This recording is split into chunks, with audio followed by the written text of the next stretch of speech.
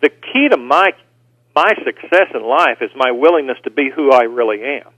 I am the same off the stage as I am on the stage. And I spent a lot of years on stage. Half of my career right now on stage was spent being inauthentic.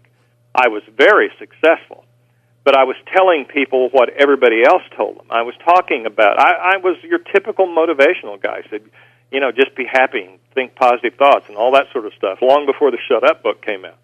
And it was when I realized that it was not who I was. It was inauthentic.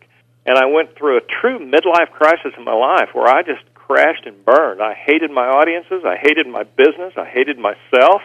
It filtered over into my family and my personal life. I was truly unhappy, but that unhappiness came because I was not authentic.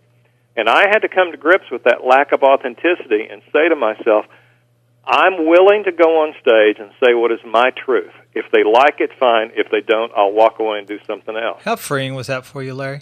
Oh, it made all the difference in the world in terms of my happiness. I was able to go back to my family and have a good relationship with my wife again, because I got to the point I didn't like my wife because I didn't like me.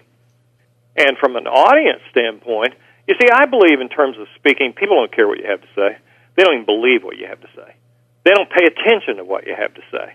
And speakers get all caught up in thinking their words are golden. No, they're not. Trust me. Nobody believes you, pays any attention, or even listens.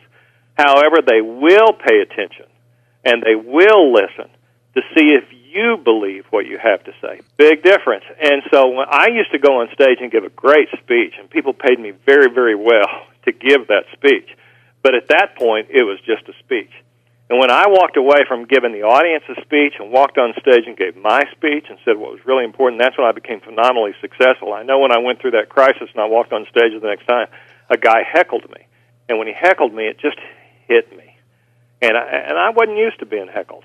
And I turned on him and I said, buddy, you need to shut up, stop pointing, and get a life. And that's where that line was born. And when I said that to him, the rest of the audience, this guy's coworkers, I mean, they leapt to their feet in a standing ovation. And I'm not used to getting standing ovations. I do a good job, but not everybody leaps to their feet for me. But they did, and I went, that's a good line. I think I'm going to keep it. It's worked out for you, I think. Yeah, and so at that point, every time I went on stage, I started expanding on that, and I started telling the story of the guy who stood up, and I would expand on that whole thought about shut up and stop pointing and get a life and what that really meant. And then I said, you know, someday I'm going to write a book called Shut Up, Stop Pointing, and Get a Life. But until then, here's a T-shirt. And I printed it on T-shirts, and I sold hundreds of thousands of T-shirts that said Shut Up, Stop Pointing, and Get a Life. And finally, I did write a book called Shut Up, Stop Pointing, and Get a Life, and it went to #1 on the bestseller list the first week it came out. Wow. So my entire career changed because of authenticity and my willingness to say who I really was on the stage and be willing to risk it all. Whether it was going to work or not going to work was not important. What really was important, that I was willing to be who I really am.